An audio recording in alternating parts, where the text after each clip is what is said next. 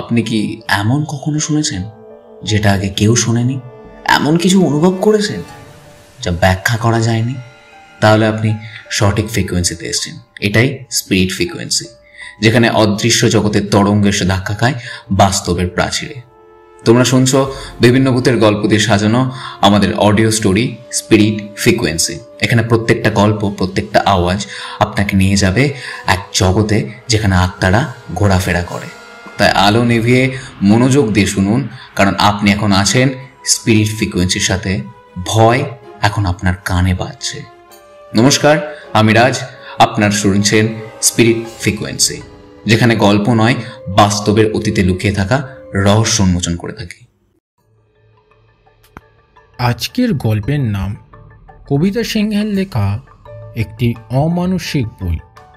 গল্পটি আমরা নিয়েছি শীর্ষেন্দু মুখোপাধ্যায় সম্পাদনায় প্রকাশিত সেকালের ভূত একালের ভূত এই বইটি থেকে। গল্পের সকল চরিত্রে এবং গল্পের সূত্রধার আমি তুহিন। তাহলে চলুন শুরু করা যাক আজকের গল্প, একটি অমানসিক বই। অকালে বর্ষা হলে এখনও আমার বড় আতঙ্ক হয়। বিশেষ করে ঘোর পৌষ মাসে যদি অকালে বর্ষা হয়, কি আপিসে, কি পার্কে, কি বন্ধুবান্ধবদের বাড়ি, যেখানেই থাকি না কেন, যেন দেখি আকাশের চাপ চাপ ছাইরাঙা মেঘের দল ধীরে ধীরে জড়ো হয়ে রাগী বেড়ালের মতো গড়গড় করছে আর নীল বেগুনি ঝিলিক দিচ্ছে। আমি সোজা বাড়িমুখ হই। আমার সরু গলির ছোট্ট নিরাপদ বাড়ির কোণের ঘরটুকুই তখন হয় আমার একমাত্র আশ্রয়। হাত পা ধুয়ে সোজা ঘরে চলে আসি। লাল শেড দেওয়া আলোটা জেলে দিয়ে সিধে ঘরে ঢুকে পড়ি নরম বিছানার গরম লেপের তলায়। ইচ্ছা হলে রেডিও খুলে দিই, না হলে চোখ বন্ধ করে চিন্তা করি। চিন্তার বিষয় অনেক, তবে অকাল বর্ষণ ঘরের ওই ঘুম ঘুম আলস্য আরামদায়ক সব চিন্তাই নরম নরম পুষির মতো গা ঘিঁচতে আসে। কিন্তু মাফ করবেন, আমি কখনো বই পড়ি না। না, বই পড়তে যে আমি ভালোবাসি না তা নয়, লেপের মধ্যে থেকে ঠান্ডা হাত বের করতে হবে বলেও না। বই পড়ি না অন্য কারণে। অকাল বর্ষণে কেন বাইরে যাই না, বাইরে গেলেও কলেজ স্ট্রিটে কদাপি যাই না। অকাল বর্ষণে কেন বই পড়ি না, বই পড়লেও কদাপি ভূতের বই পড়ি না, সে কথাই আজ বলতে যাচ্ছি আপনাদের। বছর 3 আগে এক অমানসিক ঘটনা ঘটেছিল আমার জীবনে। সে সময় আমি ঘরে থাকলেও কলকাতায় বৃষ্টি হলে বাইরে বেরিয়ে পড়তাম। একবার এমনই লক্ষ্যহীন হয়ে ঘুরতে ঘুরতে কলেজ স্ট্রিটের ট্রামে উঠে পড়লাম। ট্রামখানেক দূর যাওয়ার চেষ্টা করবার পর কলকাতার আধার। কারেন্ট ফেল করেছে বলে এক রব উঠল।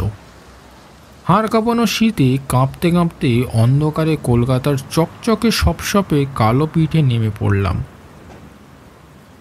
কাদা মাখানো ঠান্ডা জল আমার জুতোর মধ্যে ঢুকে পড়ে দারুণ অসুবিধে হচ্ছিল। অন্ধকারের মধ্যে সার সার বিরক্ত মানুষের সঙ্গেও আমিও হাঁটছিলাম।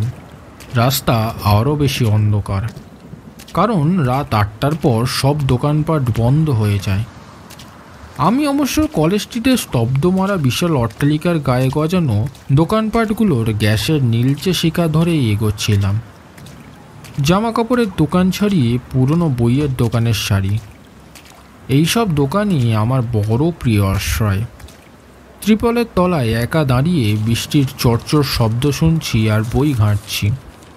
মাসের প্রথম তখন, বই কেনার বাধাও নেই। সত্যি বলতে কি, পুরনো বই আমার প্রিয়তম বই। উপহারের জন্য নতুন বই দিতে হয়, না হলে অপরে নানা রকম মনে করেন। যদি না মনে করতেন, তাহলে আমি হয়তো বন্ধুবান্ধবকে পুরনো বইই দিয়ে দিতাম। বিশ্বাস করুন, পরের জন্য নতুন বই কিনলেও নিজের জন্য কিন্তু কখনো পুরনো বই ছাড়া কিনি না। বই ঘাঁটতে ঘাঁটতে এক চেনা স্টলে এসে দাঁড়ালাম। বুড়ো দোকানদার সেই ছাত্রাবস্থা থেকে আমাকে চেনে। চাদরের মধ্যে হাত ঢুকিয়ে গুটিসুটি মেরে বসেছিল বুড়ো। আমাকে দেখে হাসল। সর্দি ঘর ঘরে গলা দিয়ে অদ্ভুত আওয়াজ বেরোলো। আমিও একটু হাসি ফিরিয়ে দিয়ে বই বাঁচতে লাগলাম। প্রথমে যে বইটা আমার চোখে পড়ল সে বইটা প্রায় ডিকশনারির মতো মোটা, কালো চামড়া দিয়ে বাঁধানো। অনেকগুলো চটি চটি বইয়ের মধ্যে থেকে এই বইটা একটু উঁচু হয়ে বেরিয়েছিল। আমি বইটা টেনে বের করলাম। ইংরেজি ভাষায় রচিত বাছাই করা ভূতের গল্প। আমি ভূতের গল্প পড়তে ভালোবাসতাম। বইটি টেনে নিয়ে চোরা চাউনি চালান করলাম। বুড়ো বইপত্র ঠিক চেনে, কোন বইয়ের ঠিক কত কদর তা তার জানা। মিটমিটি চেয়ে একটু হাসলাম। আমি বললাম, কততে দেবে? ঘসঘসে গলায় বুড়ো কি যেন বলল। আমি যেন শুনলাম 10 টাকা। রাগ হলো। আজকাল বুড়ো স্টলে বসতো না, ওর ছেলে দেখাশোনা করতো স্টলটা। বাপের মতো গুণ ছিল না ছেলেগুলোর। আমি নিজের বহু বই কিনেছি এই স্টল থেকে, কিন্তু সস্তায়। এখন এই লোভনীয় বইটি ছাড়ি কি করে? কিন্তু কেন যেন বুড়োর চতুর চতুর মুখখানা দেখে রাগ হলো। এই স্টলে গ্যাসও জ্বলছে না। কাঁবা কাঁবা মোমের আলোয় বলিরেখা টানা মরকটের মতো মুখ বুড়োর, আর ঘষা ঘষা মার্বেলের মতো চোখ দুটো অদ্ভুত লাগছিল আমার। আমি স্টল ফেলে রওনা হলাম অন্য স্টলের দিকে। কি আশ্চর্য, দ্বিতীয় স্টলটাতেও ঠিক তেমনই কালো চামড়ার বাঁধানো ডিকশনারির সাদৃশ্য বই, ইংরেজি ভাষায় লেখা ভূতের গল্পের সংকলন। হাঁপ ছেড়ে বাঁচলাম। তাহলে দ্বিতীয় একটি বইও আছে। স্টলওয়ালা নবীন যুবক, বিড়ি ফুঁকছিল। আঙুল দিয়ে দেখালাম, কত? ভালো করে না তাকিয়েই ছেলেটি বলল, 15। আমি তবু বইটা উল্টে পাল্টে ঘাঁটতে লাগলাম। তৃতীয় গল্প অন্ধকার কোণ। আরম্ভে শুকনো পানের পিচের মতো হালকা ছাপ। চতুর্থ গল্প সবুজ চার। ওর পাশে পেন্সিলের মার্ক দেওয়া 498 পাতায় একটা নাম লেখা। তবে কি ভাষায় লেখা তা ঠিক বুঝলাম না। আস্তে বইটা যথাস্থানে রেখে এগুলাম। আবার তৃতীয় স্টল। কি আশ্চর্য, আবার একটা বই, ঠিক অমনি কালো চামড়া বাঁধাই ওই ইংরেজি ভাষায় লেখা বাছাই করা ভূতের গল্প। মনে মনে হাসলাম। বুড়ো আমাকে ঠকাতে চেয়েছে, অথচ সব দোকানেই একটা করে কপি মজুদ। কিন্তু তা কি করে হয়? পুরনো কোনো প্রকাশনীতে হয়তো গোটা কত কপি জমা রেখেছিল, কেউ বাঁধিয়ে একসঙ্গে লটে পুরনো বইয়ের দোকানে ছেড়ে দিয়েছে। না হলে এমন এরকম বাঁধাই হয় কি করে? আমি এটা সেটা দেখতে দেখতে বইটা টেনে নিলাম। দোকানি আগাবাস্তলা মুড়ি দিয়ে প্রায় ঘুমোচ্ছে। সেই একটা বইয়েরই কপি, ইংরেজি ভাষায় লেখা ভূতের গল্পের সংকলন। আমি পুলকিত হয়ে বইটি তুলে নিলাম। পাতা উল্টে দেখলাম, আরে ঠিক আগের স্টলে দেখে আসা বইটার মতোই। অবিকল এই বইটিতেও তৃতীয় গল্প অন্ধকার কোণের আরম্ভে শুকনো পানের পিচের মতো হালকা ছাপ। চতুর্থ গল্প সবুজ চারের পাশে পেন্সিলের মার্কা দেওয়া 498 পাতায় সেই একটি নাম, ওই একইভাবে লেখা। তবে ভাষাটি বুঝলাম না। আমার শরীরের ভিতর দিয়ে ঠান্ডা স্রোত বয়ে গেল। আমার হাতের মধ্যে বইটা থর থর করে কেঁপে উঠল। বইটা তাড়াতাড়ি যথাস্থানে রেখে দিয়ে চলে যাব, হঠাৎই যেন বইটা আমার হাত থেকে লাফিয়ে পড়ে আমার পায়ে একটা ঠোকর মেরে ফুটপাতে কাদা জলে পড়ে গেল। অত যে শব্দ হলো, দোকানদার একবার চোখ তুলেও দেখল না। আমি আস্তে বইটি তুললাম। কঙ্কাল গল্পটি একেবারে কাদায় গুলে মাখামাখি হয়ে গেছে।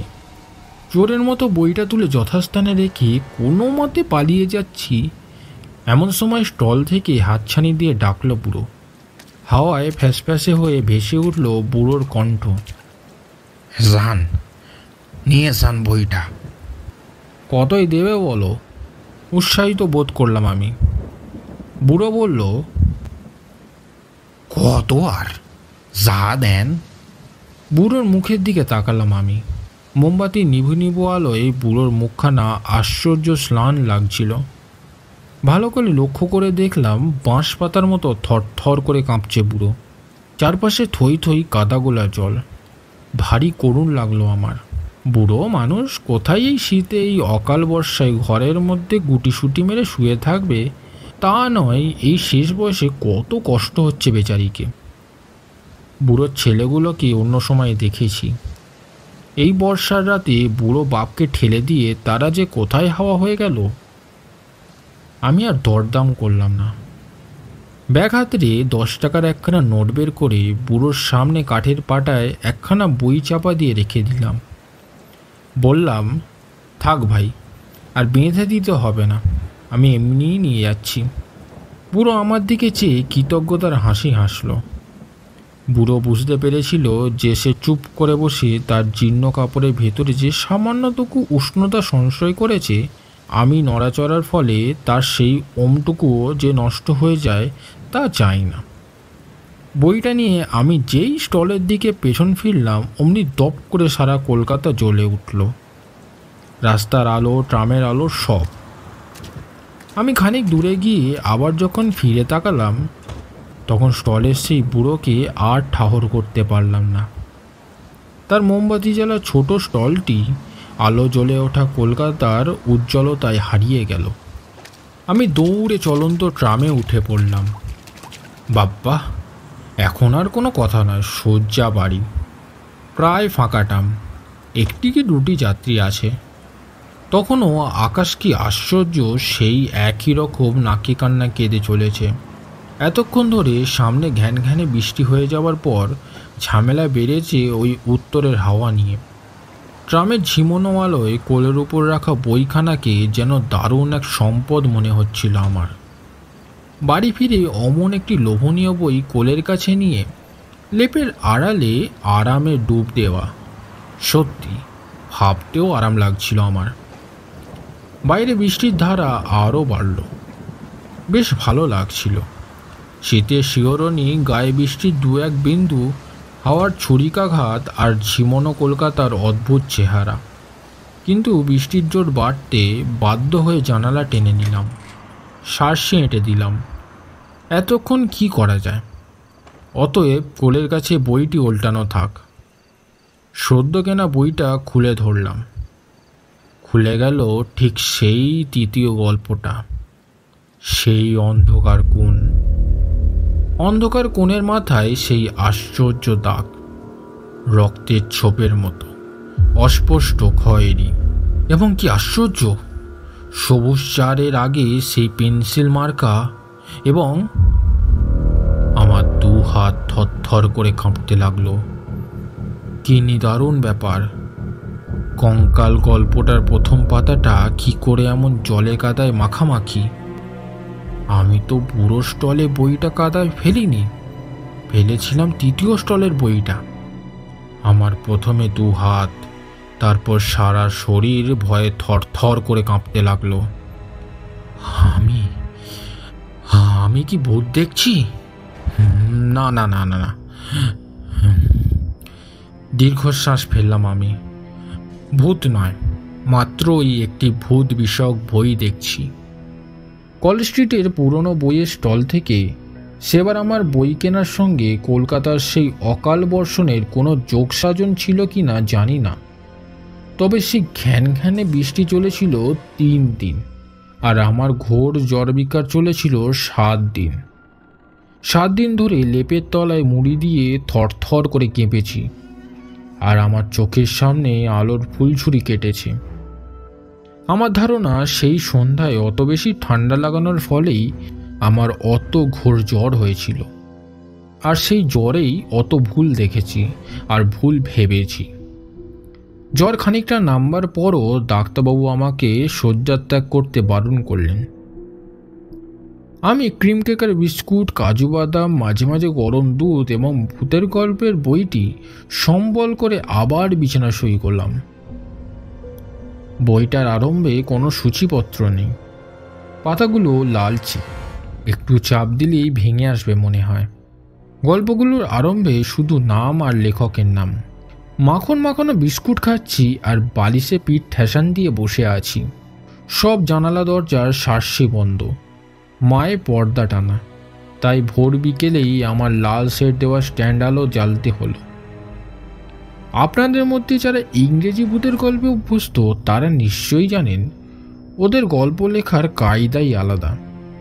ভূতের গল্প ইংরেজি ভাষায় সাহিত্যের পর্যায়ে পড়ে না। লেখা নিয়ে খেলা করা ও দেশের প্রেতকাহিনীকারদের প্রকৃত বিরুদ্ধ। যেমন ধরুন না প্রথম গল্প দি টারেট, ধান ভাঙতে শিবের গীত নয়। প্রসঙ্গতে লেখক যেভাবে জ্যাকবিয়ান স্থাপত্যের সঙ্গে আরও পুরনো স্থাপত্যের তুলনামূলক আলোচনা করেছে তা ভারী ইন্টারেস্টিং।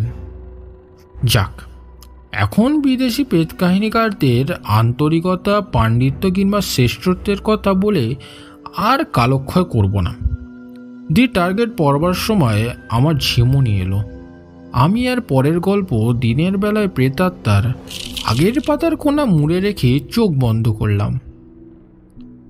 ঘন্টা দুই পরে আমার দিনের বেলার প্রেতাত্মার মোড়া পাতাটা খুঁজে দেখি গল্পটির নাম বদলে গেছে। গল্পটির নাম দি ব্রাউন রুম। এবার তার আগের গল্পটি মোটেই দি টার্গেট নয়, দি মুভিং কফিন। এবং তারপর থেকে ক্রমাগত 7 দিন ধরে এই একই ঘটনার পুনরাবৃত্তি হতে থাকলো। আমি পাগল হয়ে উঠলাম প্রায়। ওই বইটি আমাকে পাগল করে দিল। এ বিষয়ে আমার আর কোনো সন্দেহ রইল না যে বইটিতে শুধু ভূত বিষয়ক নয়, বইটি নিজেও ভৌতিক। ভৌতিক কেন বলছি? না, ব্রাউন রুমে আমার কোনো অরুচি নেই, কিন্তু আমি কেন দিনের বেলায় প্রেতাত্মাকে খুঁজে পাবো না? আমার মার্ক পাল্টে যাবে। আসলে আমার পত্র নিরূপণে অসুবিধা হচ্ছিল, সূচিপত্র নেই বলে। যাই হোক, সবই তার ইচ্ছা বলেই আমি ব্রাউন রুম গল্পটি পড়লাম। তার পরের গল্পটা ঠান্ডা হাত। ভালো করে দেখে নিয়ে আমি আবার কোণা মুড়ে চিহ্ন দিয়ে রাখলাম। এবার আর অত দেরি নয়, 8 ঘন্টার মধ্যেই বইটি খুলে দেখি ঠান্ডা হাতের কোণ মোড়া চিহ্ন উধাও। মিশরের মমি গল্পটির ওপর দেওয়া। আশ্চর্য ব্যাপার, অন্যের ইচ্ছা মতো গল্প পড়তে হবে কেন? আমার নিজের ইচ্ছা অনিচ্ছা, পছন্দ অপছন্দ বলে কি কিছু নেই? আসলে আমারই কোথাও ভুল হয়েছে। এ কথা ভেবে আমি আলমারিটা খুঁড়ে কারুকাজ করা একটা বুকমার্ক বের করে রাখলাম শুকনো মরা গল্পটার আরম্ভের পাতায়।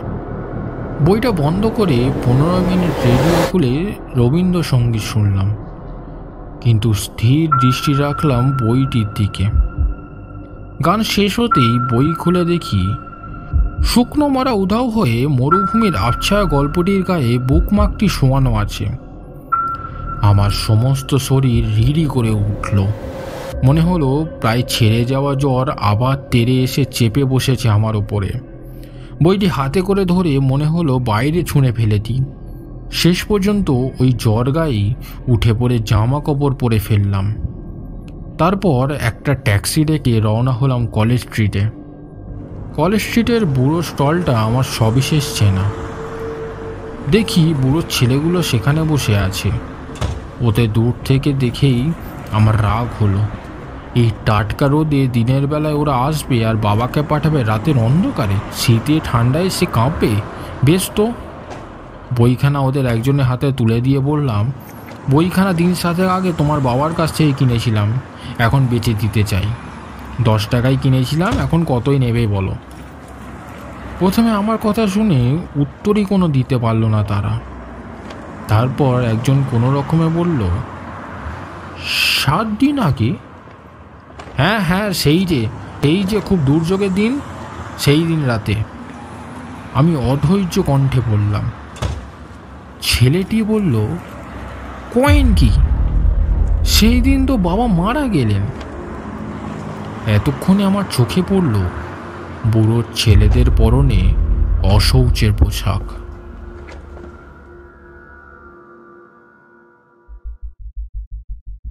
শেষ হলো কবিতা সিংহের লেখা একটি অমানসিক বই।